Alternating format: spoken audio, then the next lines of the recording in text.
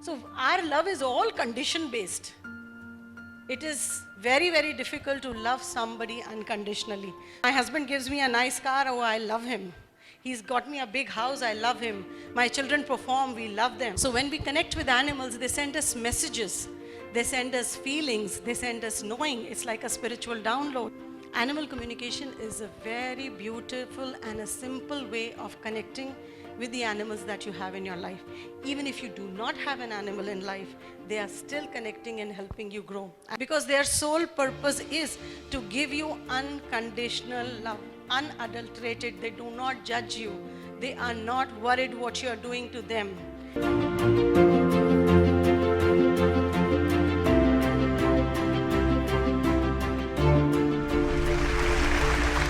When I was a small girl, somebody told me that animals are angels on loan to us. And that phrase stuck with me. I was probably, how old? That little sweet girl sitting there in the coat. She's wearing a father's coat, feeling cold. See the love and affection showered there on her by her dad. Probably I was as old or even or lesser in age than her. When somebody told me that you have angels on loan, that got me thinking. And as a small child, children would go and play with friends and have toys. I grew up with animals and all kinds. I had dogs, I had cats. On every birthday, I would tell my parents to give me a tortoise or a deer. I grew up with an elephant. In my grandparents' house, we had a tiger as a pet. So that was my journey with the animals. That is how I grew up with them. So I could very beautifully connect with them, talk to them, and understand what they are trying to say. But life happens. As I grew up, I lost that touch. I lost that connect with them. I got married, professional life happened. My husband was in the merchant navy. He decided to quit his job. At that time, I don't know how many of you have heard or not, there was Amway business. And we started building the Amway business. Somebody was talking about royalty income. Sir, was that you? Yeah, an income which does not require you to be there. So we built that kind of income. My husband's merchant navy's income was replaced by that income. That income comes to me still. Not that we need to go and work there. That was not probably enough for me. So my husband started building schools. So we have 2 schools, then we have IT companies. Did everything. But that one little voice inside, that inner child which Nidhi was mentioning, that was just sticking there. It was telling me, no, this is not your calling. You need to do something more. There is something more to life. I could never feel satisfied. I could never feel complete by doing so much. Amway gave me a beautiful opportunity. I was traveling the world. I was on all possible platforms, training, coaching people how to build businesses. But still that high was missing in the life. One day, I've always had pets in my life, so I had a dog named Zina, and she is the reason why I'm here on the stage today. And today I'm on the stage to tell you one very simple thing, that we are humans, we are spiritual beings having a human experience. Animals are sentient beings having an animal experience. This is my take today. I wish by the end of it, I'm able to communicate this to you, because that is my mission here, being an animal communicator, trying to tell you that when you look at an animal, you look at it in a very different light. So Zina came into my life, and Zina was struggling. She had all possible kinds of diseases, an enlarged heart. She had 3 surgeries. She had tumor in her mouth. She was fighting cancer, and like a helpless parent, I was worried, and I was looking, what can I do best? I went to the best of the vets in the town. We went to alternative healing, every kind of modality I used, but it was of no avail. And then somebody told me that, why don't you try animal communication? I said, what is that? She said, you can reach out to people and they'll be able to tell you why your dog, or how is she feeling. You can know how she feels inside the body, what is she saying, what does she want. And at that time, like a helpless parent, I wanted to do anything under the sun to give her that comfort and relief in her last days. So I started looking. In India, I could not find any. I found one animal communicator in US, and we got onto a call, and she asked me, what is it that why you're connecting? I told her about Zina. And that day, something changed so drastically in my life. She started telling me things that I have never ever spoken to anybody about. I had a nice childhood when I was growing up, but at the age of 10, my parents were separated. And I moved out with my mother, and my mother is the one who's, brought me and my brother up single-handedly. So when that happened, somehow, how we catch on to trauma. Sometimes we have traumas of our own. Sometimes we take on to the traumas of our loved ones. I never realized in that span when I was only a 10-year-old girl and my mother went through this trauma, and because, our parents they want to protect us, they never talk to us, they never share things with us. Somehow I took this responsibility on me. I became my mother's mother. And I started holding on to that trauma. I grabbed onto that trauma, and I lived with that trauma, not realizing that my whole life has been shaped by this trauma. Whatever I did in my life, I did to please my mother. I did things, I grew professionally, I did one venture, another venture, business after business, became very successful. But that was not what I wanted. That was something that I was wanting my mother to feel proud of. It gave me a different set of trauma. And this nobody knows. And that animal communicator told me that your dog has been healing you of all your traumas. She's been taking your traumas. I said, I have no traumas. She says, no. You have become the mother of your mother. You're holding her pain. You're holding her traumas. You hold all that with you.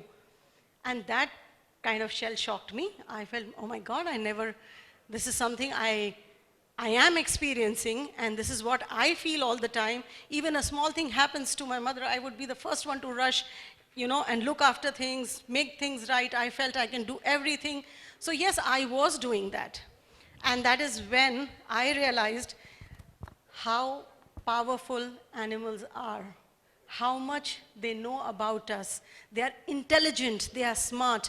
No matter you have a dog in your room who's just sitting, wagging his tail and playing and doing whatever, and you may be having a conversation. It could be a spiritual conversation, it could be a dining table conversation.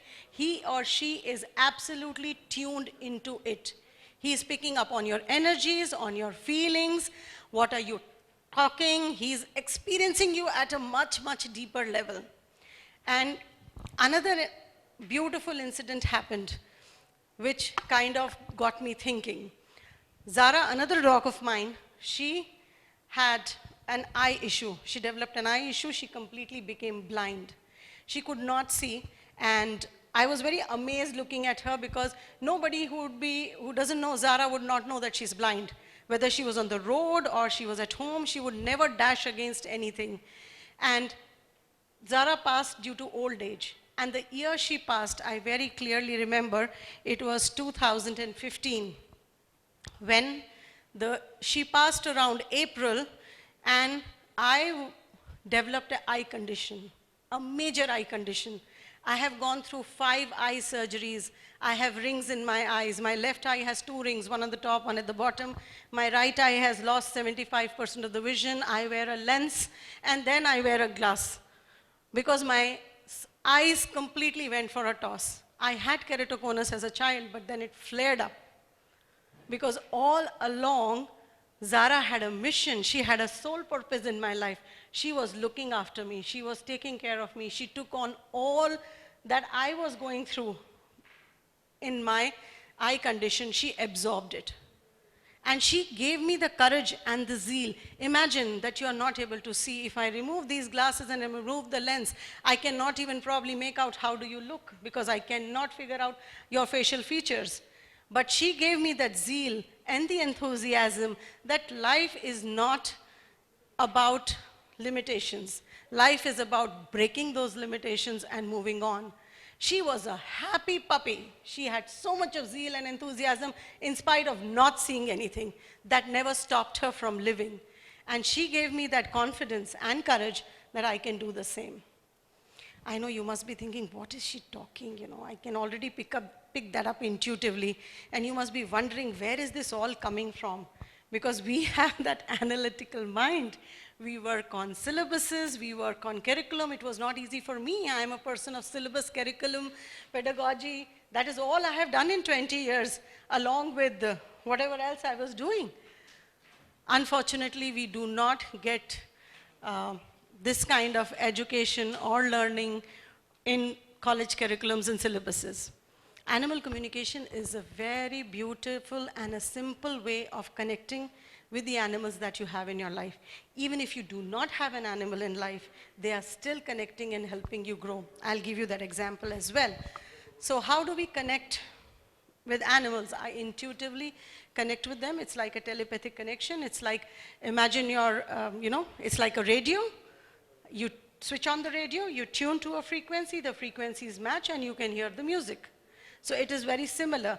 We connect telepathically and energetically, intuitively. We tune into ourselves to get messages from them, and animals are smart. They scan you. Have you ever noticed that you have a dog at home who is looking at you? Like just Surbhi was saying. So what is he doing when he's looking at you? He's scanning you intuitively, trying to check, oh, okay. So today he's feeling sad, all right. So what do I need to do to fix that?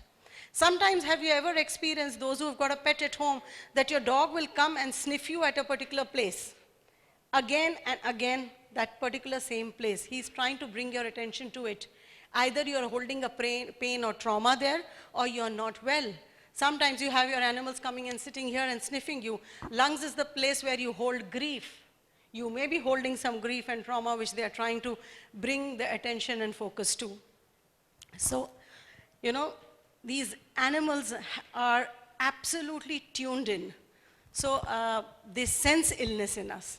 They many a times mirror our emotions, our feelings, our diseases. How do they mirror?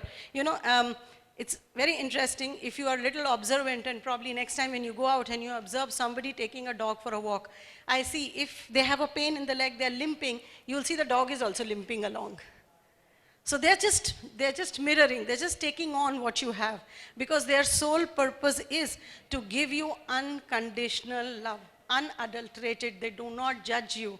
They are not worried what you are doing to them.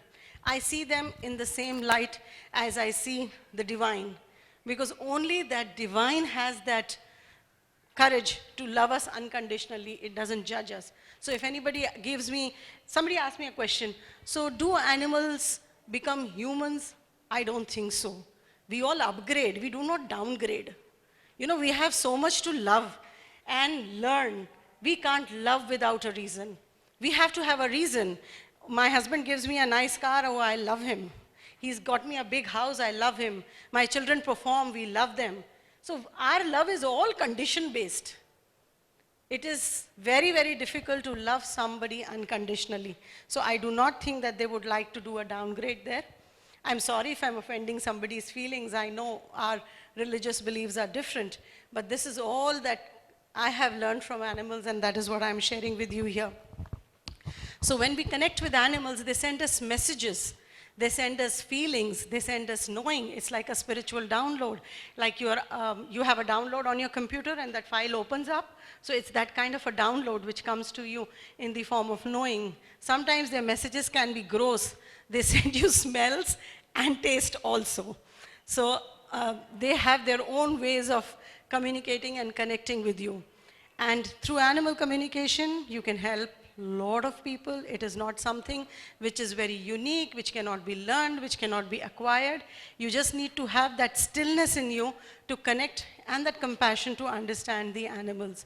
So I would like to tell you a short little incident, and then I will leave you. I know everybody is very tired since morning sitting here, but this is very exciting how, in an audience I was talking, and they asked me, do animals understand when we talk to them? And is this real? These are two very common questions that I am faced most of the times. Yes, animals understand when you talk to them. They understand at a physical level, where they understand you in words. You give them words, they learn those words, they know how to use it, they may like it, they may not like it. This is the level where all dog trainers and our daily life happens and we work. Then they understand you at a soul level. where they're intuitively connecting to you, where they are understanding not only the word, the meaning, the feeling, and the intention behind the word. I'm sure you must have experienced, sometimes you tell your dog to come, he comes running to you. And there are times when you're saying come and he's not willing to budge. He understands the word come, that word is very clear to him. But why does that happen? Because the first come that you said was probably for going for a walk and do some fun stuff. You wanted to cuddle with him, you want to play with him. But probably the second come was where you were feeling, okay, I'll just take him, I'll just fool him. I'll take him to the groomer, the van which is standing down, to give him a bath. So I'll say, okay, come, but the dog is not willing to come because he's connected to the intention behind that come that you used. So this is how our animals are beautifully connected to us.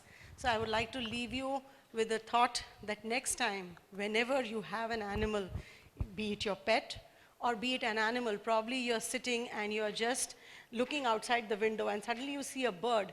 And in that one moment, you connect with the bird. Like Sir said, he was talking about that sunrise, you know. When you were talking about that sunrise, you're sitting at the sunrise, swans are flying, and there's something that moved inside you. That is the kind of the collective consciousness that you shared at that particular time with the bird and yourself. And there is the time when animals give you messages.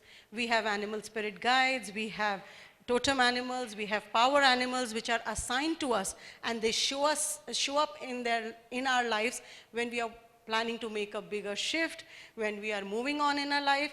They even help you if you want to buy a big house, or you want to improve your finances, or you want to start up something new. There is so much of guidance and helps that comes to you. Just keep yourself open. And I want to thank all of you for loving them. I extend a thank you from the entire animal realm to all of you, sending you lots of love and life. Thank you for having me.